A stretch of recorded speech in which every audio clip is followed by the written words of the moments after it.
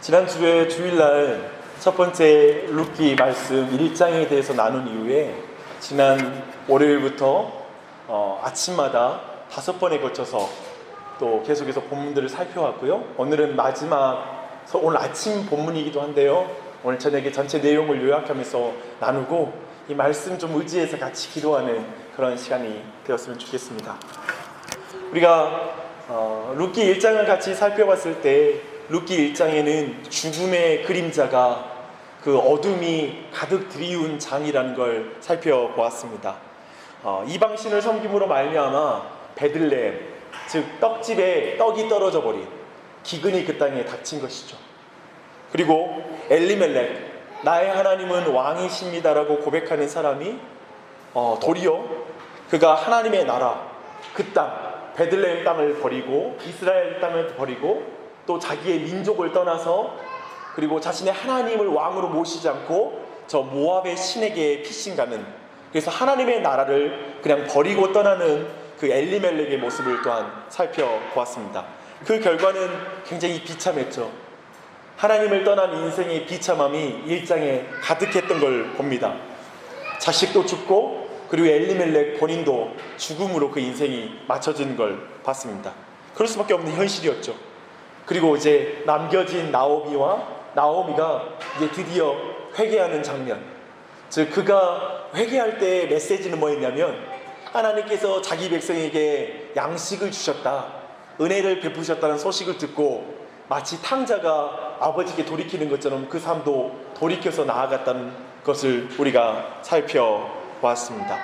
그리고 그 돌이키는 그 자리 가운데 홀로 돌아서는 게 아니라 그녀와 함께 동반해주는 참된 친구, 아름다운 친구인 룻을 그 삶에 붙이셔서 함께 고향으로 돌아오는 장면, 그리고 이 돌아오는 사람들을 하나님이 버리지 않으시고 1장 마지막 절에 뭐라고 말하냐면 그때는 이제 추수하는 시기였다라는 걸 말하고 있습니다. 그들을 기다리고 있는 건 추수밭이었습니다.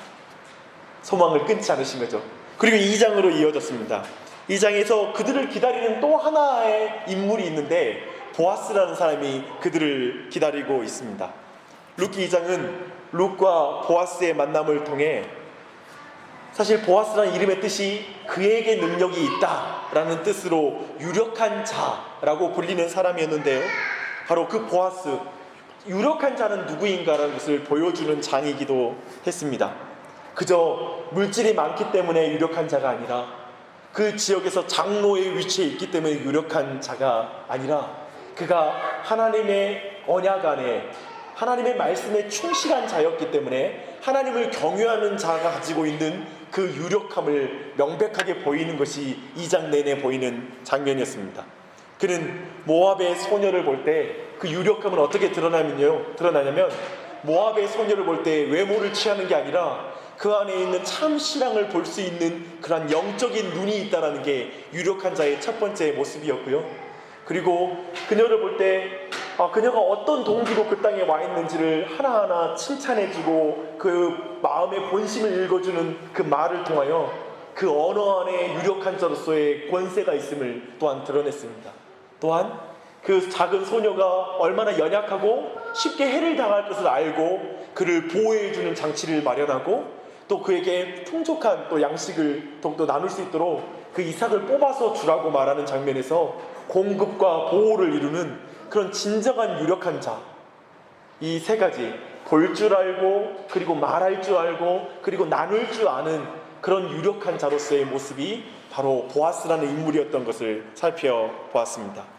그리고 드디어 3장에서는 룻과 보아스의 만남을 보며 여기에 지금 하나님의 손길이 있다, 하나님의 뭔가 역사가 있다라고 가장 먼저 눈치챈 사람이 나오미였는데요. 그 나오미를 통하여 아주 위험스럽지만 놀라운 작전이 수행되는 걸 우리가 보게 됩니다. 너무 놀랍고 위험한 요구였기 때문에 그 뒤에 나타나는 것, 그 룻이 어머니의 말씀대로 내가 행하리이다라는 말을 2번이나 사용하면서 얼마나 이 룻 또한 분명히 어머니의 그 계획하에 그저 아무 말 없이 순종하는 자리로서 그 일을 수행했는지를 또한 잘 드러내고 있고요. 그리고 한밤중에 자신의 침실, 자기의 이불 안에 들어가 있는 여인을 보며 그저 그 여인을 부정한 여인으로 몰아내는 것이 아니라 룻의 말을 듣고 나서 그 여인의 본심과 참 신앙의 행위였다. 이게 엉뚱하고 부정한 행위가 아니라, 음란한 행위가 아니라 진정 언약의 호소하러 온 여인이라는 걸 보아스는 눈치채고, 그리고 그 언약을 신실하게 이뤄갈 걸 약속하는 장면이 3장에 또한 그려집니다. 사실 이때 나오미는 정말 오직 하나님을 경외하는 보아스에게만 우리 가정에 구원의 길이 있다라는 걸 고백하는 차원에서 이 일을 행했던 것을 보여주고 있습니다. 그 어두운 시대, 그 사사시대에 정말 이 보아스에게 구원의 은혜를 경험하고 거기에만 이 방법이 있다고 고백하는 것, 그게 아마도 우리에게도 회복되어야 될 그런 자리일 것입니다. 그리고 마지막 4장에는 이제 보아스가 그것을 증명합니다. 보아스보다 가까운 친족은 경제적인 이유 때문에 기업 무르는 것을 무르지 않거든요.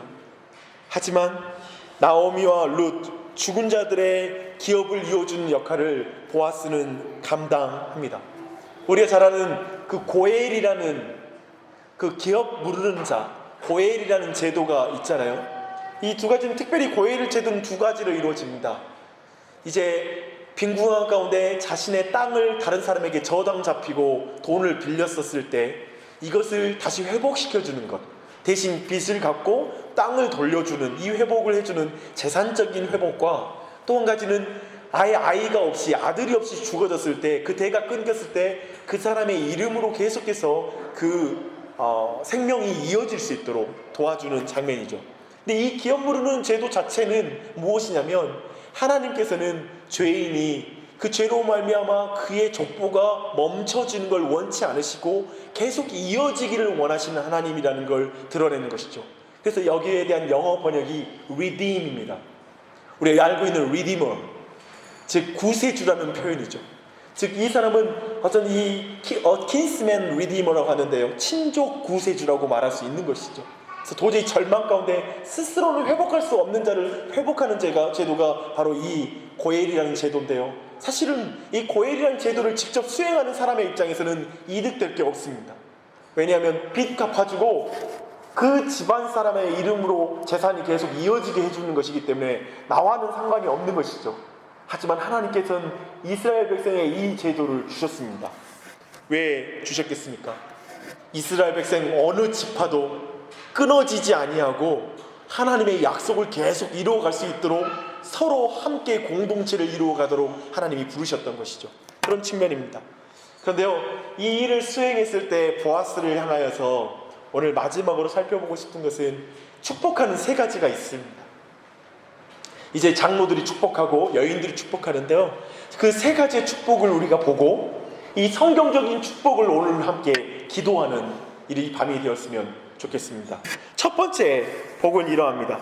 이스라엘의 집을 세운 라헬과 레아 두 사람 갖게 하시고 라는 복입니다. 무슨 복일까요? 사실 12아들만을 낳은 것이 여기서는 핵심이 아닙니다.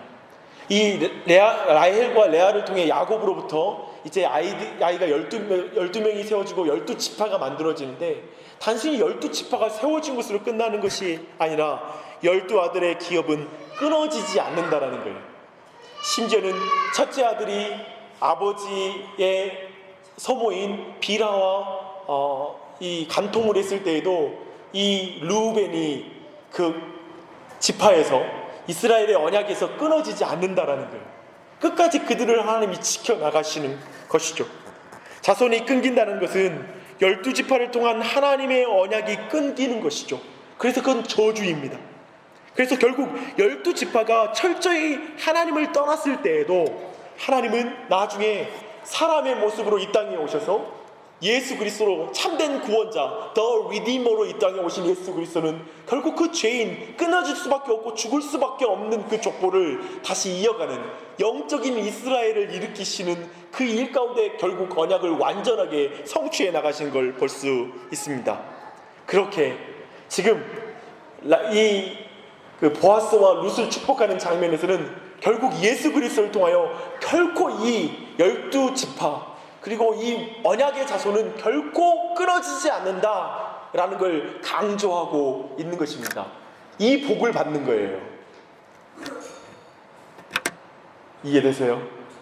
우리가 받는 복은 그냥 내가 어느 정도 부자 되는 수준이 아니라 하나님의 나와 맺은 언약이 끊어지지 않는 복, 그리고 나를 통하여 믿음의 자손과 언약의 자손이 끊이지 않고 내 후손들이 하나님 앞에 서 나갈 것, 그런 복이 우리 모두에게 임하길 바랍니다. 좀 그런 복을 사모하십시다. 두 번째는 복은 뭐냐면 너가 에브라스에서 유력하고 베들레헴에서 유명해지기를 간구하는 장면입니다. 베들레헴은 떡집입니다. 우리가 보았듯이 엘리멜렉이 있을 때 저 사사시대에는 이 떡집에 떡이 떨어져 버려요. 그래서 도리어 사람들이 도망치는, 그 땅을 떠나는 일이 벌어지는 것이죠. 하지만 이제 보십시오. 이제 그 엘리멜렉의 가문이 망하여서 돌아왔을 때 지금 보아스를 통해 다시 떡이 먹여지고 생명이 이어지는 장면으로 이어진 것을 보면서 베들레헴에서 유명해진다는 게 뭘까요? 바로 그 떡집의 그 떡으로 나중에 결국에는 참된 생명의 떡이신 예수님을 통하여 모든 믿는 자가 정말 굶주려 죽을 수밖에 없는, 모든 굶주리고 죄 가운데 죽어질 수밖에 없는 자들이 모두 회복되어지는 것, 그런 복이 너에게 있을지어다 라고 지금 말하는 것이죠. 얼마나 큰 복입니까? 그저 우리 인생 동안 나 자신 좋은 직장 다니면서 잘 먹고 잘 사는 수준의 복 됐습니다. 그런 건 좀 세상 사람에게 주지요. 그러나 참된 신자에게 주어진 복은 그런 복이 아니라 내 가정을 통하여 소망이 없는 사람, 죽음 가운데 멈춰질 자, 헐벗고 굶주린 자에게 떡이 먹여주는 인생 되게 해주십시오. 바로 그것을 지금 그런 복을 구하고 있는 것입니다. 궁극적으로 내 안에 계신 생명의 떡이신 예수 그리스도를 다른 사람에게 전하는 자, 그게 바로 우리에게 주어진 복이기도 합니다. 그런 복 받으시길 바랍니다. 마지막으로 나타나는 복은 12절에 다말이 유다에게서 얻은 베레스와 같이 되기를 원한다라고 말합니다. 우리가 알다시피 유다는 시아버지이죠. 시부와 며느리 사이에서 베레스가 태어나요. 이어져요. 그것은 정상적인 것이 아니었어요. 매우 부도덕한 방법이어서 다시는 그걸로 반복할 수 있는 건 아니겠죠, 우리의 삶 속에서. 하지만 더 여기에서 문제는 뭐였냐면, 그 사건에서 핵심은 뭐였냐면, 시부가 결국 그 막내 아들 셀라를 통하여 셀라에게 다시 다말을 줘서 기업이 이어지게 했어야 됐는데, 이 유다에게는 기업을 잇는데 관심이 없는, 그런 믿음이 없는 사람이었더라는 거예요.